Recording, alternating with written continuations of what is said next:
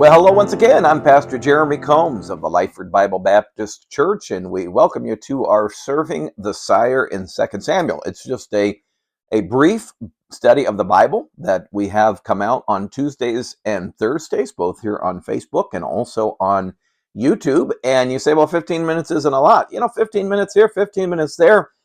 We, in the last, coming up on 5 years, it'll be 5 years this fall, have walked through the books of the complete book of Psalm, verse by verse. We've gone through the book of John. We've gone through the book of 1 Samuel. We've gone through the book of Ephesians. And now we're working on the book of 2 Samuel. So we have 5 books that we have either completed or are working on, and it makes a difference. And sometimes we think about reading the Bible and we think, I've got to read it in a year, or I've got to read it in so much time. Well, just start out reading a little bit at a time. So that's the purpose of this. It's not to, and I hope it never ever does, replace church. This cannot replace church. You're looking at a screen or a monitor. And how I'd love if you would be able to come to our church, and we could sit down together and we could encourage one another. We could serve the Lord together. That's where it's really at. Now, if you're going to a good church right now, you stick with it and be faithful and jump in and serve. But I know we can't always be at church. Now, I'm at church about every day of the week, but that would be the rarity. And so I know for me, even when I'm driving or so forth, I like to be ministered to from the Word. And so the idea behind these videos are, boy, you're winding down the evening, maybe a family devotional time. Maybe as you're driving in the car, you're able to pull these up and you're able to listen to them. So we're smack dab in the middle of chapter 6 of 2 Samuel chapter 6. And it's all about David getting the focus of worship back onto the kingdom. And he had a great idea. He had the right idea, but he did it the wrong way in chapter 6, verses 1 through 11. They moved the ark on a new cart, and we find that Uzzah, remember, the oxen stumbled. He reached back, touched the ark. God smote him dead. And so they stopped dead in their tracks. David said, how shall the ark of the Lord come to me? He was afraid of the Lord that day. And they ended up taking the ark and they put it in the house of Obed-Edom, a Gittite. And I don't know if I really mentioned this as we wrapped it up. He wasn't even an Israelite. He was a Gittite. He was, we would really say, a Philistine. He was an enemy. And yet, evidently, there must have been some familiarity there because he accepted it. And I would love to know the story behind that, but we don't know it. But we do find, as we start our study today in 2 Samuel 6 and verse 12, it says, and it was told King David, saying, the Lord hath blessed the house of Obed-Edom, and all that pertaineth unto him, because of the ark of God. That is a great verse there, because it is encouraging to we that are Gentiles. I'm supposing most that are listening to this are Gentiles. I know I'm a Gentile. That is, I am a non-Jew. And definitely the Jewish people are God's people. But I'm so thankful that he also extended his gospel family to usward, and he receives us. And here we find that he's blessing this, we would say, foreigner or non-Jew, the home of Obed-Edom. And it's not because of Obed-Edom himself. God does not bless us because of ourselves. He blesses us because of his good name. And that is the true blessing for Obed-Edom. It wasn't that, wow, I'm doing a good favor for God or for even David. It's the fact of the presence of God is real in my home.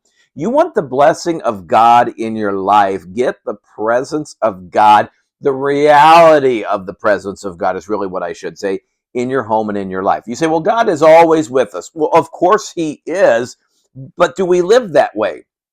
Have you ever been with somebody and they kind of ignore you, or they're so wrapped up in themselves that you basically are there, and it's you're there in person, but there's not much communication. There's not much benefit. Maybe they're even looking at their phone or something. And I've even, when I traveled on evangelism, been with folks, and they were just like, okay, didn't say anything, just walked out and went to bed. And it was like, okay, well, I'm going to head my way. And my presence was there, but it wasn't realized. Well, we can live our life that way. We can come to church, and it's not the presence of God. It's just a part of the schedule that we do. God ought to be real. And when he's real in our life, he blesses us. So David verse 12, went and brought up the ark of God from the house of Obed-Edom into the city of David with gladness. So he says, I want God's presence back and real in the city of David. This would be Jerusalem, the capital of Israel. And so we're going to do things differently this way. Evidently, months have transpired. He has done his research. He's got in the word. That was the main reason he did the right thing the wrong way. He didn't follow the word of God. And so this time it's different, verse 13. And it was so that when they that bear the ark of the Lord had gone 6 paces, he sacrificed oxen and fatlings. Okay, so they're going to proceed much more cautiously and much more reverently than they did before. Okay, there's some similarities. They're going to jump and dance and celebrate, but also as they go, the priests are going to bear the ark on the poles like they were supposed to, not on a new ark like the Philistines and the world had done. And then also we're going to find David is going to stop every 6 paces. Man, every 6 steps or so, they're going to stop and they're going to give a sacrifice to God, a praise sacrifice, a worship sacrifice. And it says that David is the one that did this. Now, we don't believe that he personally made the sacrifice. No doubt the priests did that because David was not supposed to. But we find that maybe this is David is supplying the sacrifice itself. And so they're investing in this. They're not going to be complacent this time. They're going to do it correctly. Verse 14, and David danced before the Lord with all his might, and David was girded with a linen ephod. Okay, 2 things about David when he worshiped God. He did it with all his might, and he did it with all humility. Okay, so we find he did it with all of his heart. If I'm going to alliterate this like I like to do, his heart, his might. He danced before the Lord. Now, what dance did he do? Now, I'm going to date myself here. When I was in high school, there was this thing called the chicken dance or the Macarena. That's about the extent of the dances that I know. Maybe moonwalk. That was like when I was really little kid.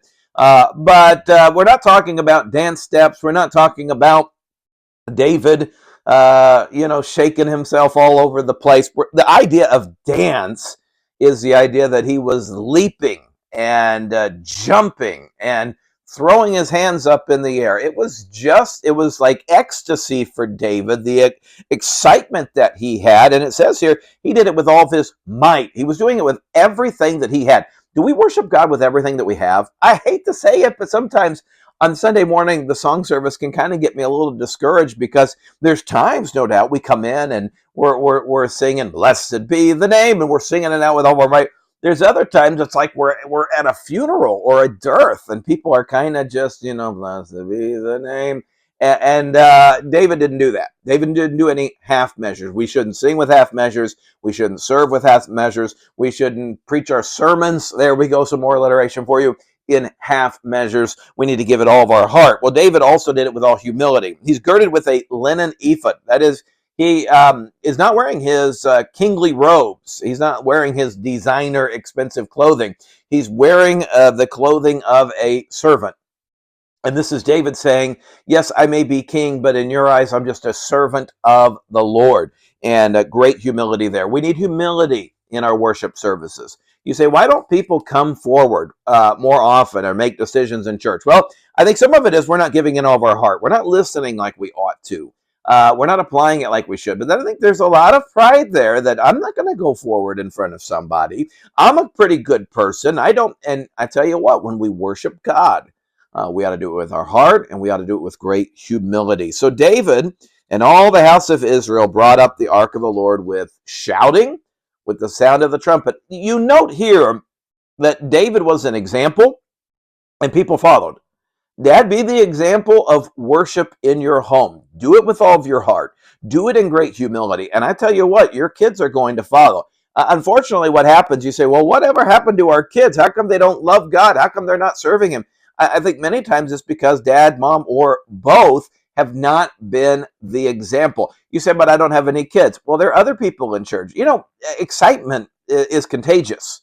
And I think sometimes all it takes is someone coming in and saying, isn't this great to be in the house of the Lord? Hey, it's so good to see you. And to just get excited about the things of God. You come into an activity, be the Energizer Bunny, be the excitable believer that comes in and says, "Hey, this is great. Hey, I'm looking forward to this." I know some people, and the first thing they do when they come into church is they've got a negative comment. Oh, they didn't get this done. Well, this is dusty over here. Hey, there's a misspelling over there. Hey, you're always going to find something because we're imperfect people. But rather than focus on negative things, focus on the positive. And as the ark of the Lord came into the city of David, man, I'm going to have to hurry here.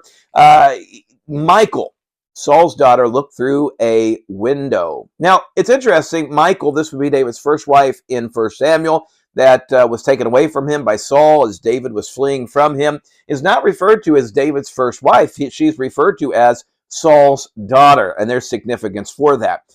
When she looks through a window, she saw King David leaping and dancing before the Lord, and she despised him in her heart. The last time there was a window and it involved David and Michal, she was helping him to escape from Saul. Now, as she looks out, you begin to see that she may have helped David escape from Saul, but Michal was a lot like Saul, much more like Saul than like David, because as she looked out, she saw David and she thought, what a fool, what a foolish man, what is he doing? My dad never would have done that. He was more dignified, and we need to be careful. When we worship God, we need to lose dignity. We need to quit worrying about what people think about us. I hate to say this, but when I was younger, my dad used to sing, and my dad sang to the Lord. He didn't have a great voice, a lot like me, probably a little better. And but when he sang, I mean, he just sang as loud as he could. I mean, you could hear my dad from the back of the auditorium. And I remember thinking as a kid, man, Dad, your voice isn't that great. Everybody can kind of hear you singing. Maybe you ought to tone it down. And I was almost a little bit ashamed of that. I tell you what, that's sad. That was an unspiritual point of view from my point of view. Now that I'm up there, I'm singing. And you know what? I try to just get lost in what I'm doing. I try to just really think about them words and just sing. And, it doesn't matter if I'm necessarily hitting all the right notes. I think sometimes we worry about that too much, or what do people think? Just worry about the Lord and honoring him. This is what David was doing. And now that he's doing it right, doesn't mean that it's going to be okay. He's going to be despised by someone that he cares an awful lot about. That would be his first wife, Michal. And they brought in the ark of the Lord, verse 17, and set it in the place in the midst of the tabernacle that David had pitched for it. What a day that must have been to finally have the tabernacle, to have the Ark of the Covenant, here we go, back in the tabernacle. I don't want to get too fast. And David offered burnt offerings and peace offerings before the Lord. And as soon as David had made it into offering burnt offerings and peace offerings, he blessed the people in the name of the Lord of hosts. So they worshiped God, and he blessed them in the name of the Lord, and he dwelt among all the people, even among the whole multitudes of Israel, as well to the women as men, to everyone a cake of bread, a good piece of flesh, and a flagon of wine. So all the people departed, everyone to his house.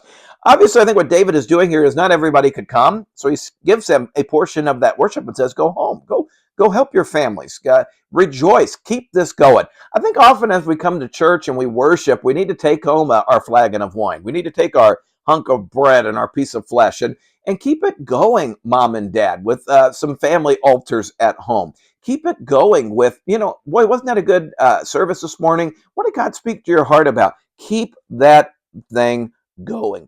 Then David returned to bless his household. So David's going to do what he encouraged everybody else to do. So there's no hypocrisy here with David. And Michal, the daughter of Saul, came out to meet David and said, how glorious was the king of Israel today, who uncovered himself today in the eyes of the handmaidens of his servants, as one of the vain fellows shamelessly uncovereth himself. So Michal comes, and her big complaint with David is, I suppose if you could put it in a nutshell, you weren't very dignified as a king. My daddy would roll over in his grave. But remember, her dad is Saul. And he never would have behaved like this. He never would have humiliated himself like that. She didn't understand what David was doing. Does David get discouraged? Does David quit? No. In fact, David says, really, I probably should be doing it more. Look at it, verse 21. David said unto Michal, it was before the Lord. That's what makes the difference. All of our worship, all of our service ought to always be before the Lord and not men. It was before the Lord which chose me before thy father, and before all his house to appoint me ruler over the people of the Lord, over Israel. Therefore will I play before the Lord, and I will yet be more vile than thus, and will be base in mine own sight, and of the maidservants which thou hast spoken of them shall I be had in honor. He says, Michael, you're seeing this all wrong.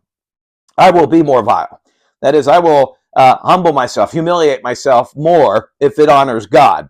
I will be more jubilant. I will give him more of my heart if it will bring honor and glory to God. And you think that these servants despise that? No, I will be honored because I am honoring God. What a great truth that is. When we honor God, he honors us. Therefore, Michal, the daughter of Saul, had no child until the day of her death. This speaks of probably a separation of her and David, that she remained a wife of David, but he never went in and they didn't have that close relationship anymore. And it could also be that God permitted this, and this would be thus the ending of the line of Saul, because if Michal would have a child, it would be maybe a little bit of a conflict between whose house does it rule. Is it former Saul's house or is it David's? Well, there's no more conflict. It will be David's line exclusively. Hey, thank you for joining us. We'll see you again as we start chapter 7 next time.